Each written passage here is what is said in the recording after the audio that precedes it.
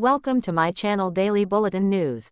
Eric overhears a confession, and as Kristen prays for a miracle, spoiler appears. At Titan, Xander sits at his desk and reads a story about Brady's arrest on his tablet. Eric walks in and asks if he's doing a victory dance. Xander says he has every reason to be happy seeing what Brady did to his wife.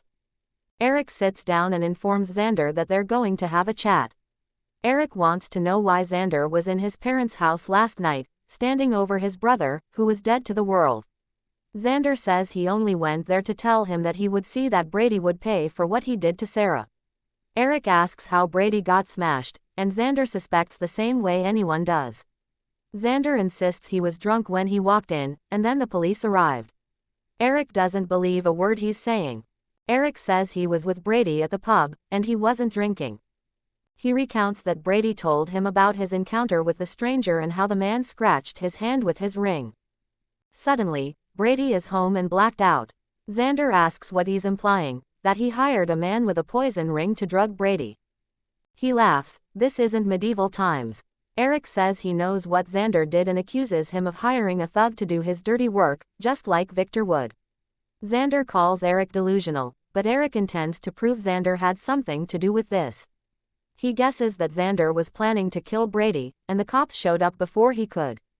Xander tells Eric to get the hell out of his office before he does security's job for them.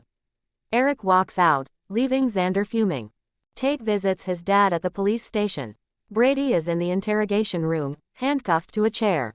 Brady is sorry his son had to see him the way he was last night but swears he wasn't drunk.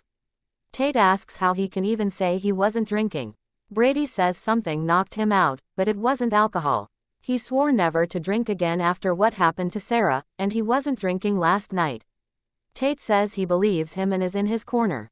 Brady hates the idea of Tate having both his parents in prison.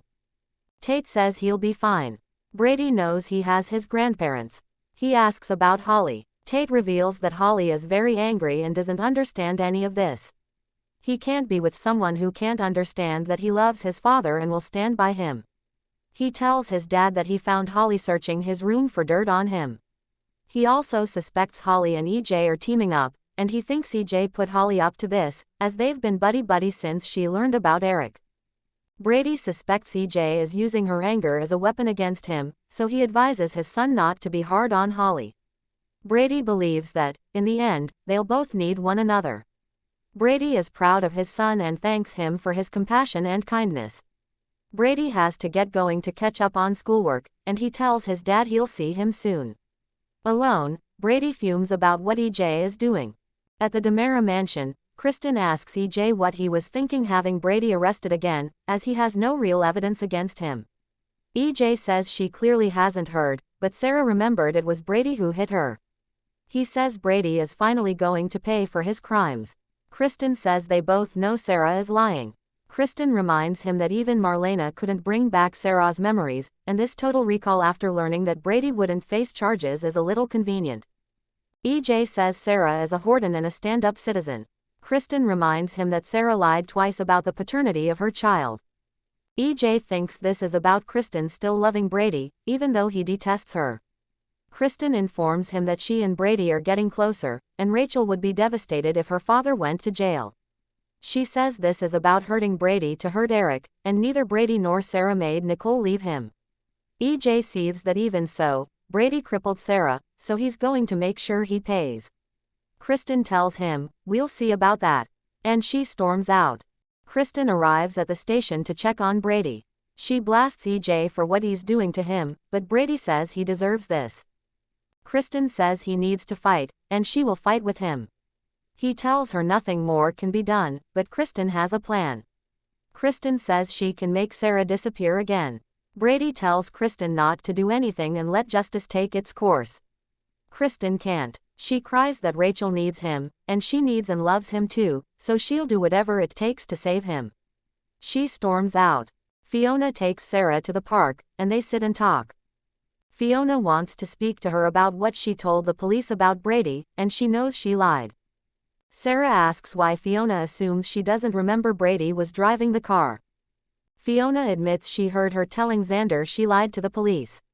Fiona insists she wasn't trying to eavesdrop. She asks why she lied. Sarah explains she had no choice, as Xander was going to kill Brady and make it look like a suicide.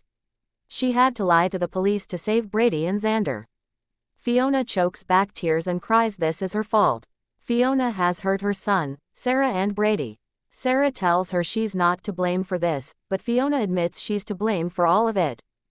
Sarah asks Fiona why she thinks she's to blame for this.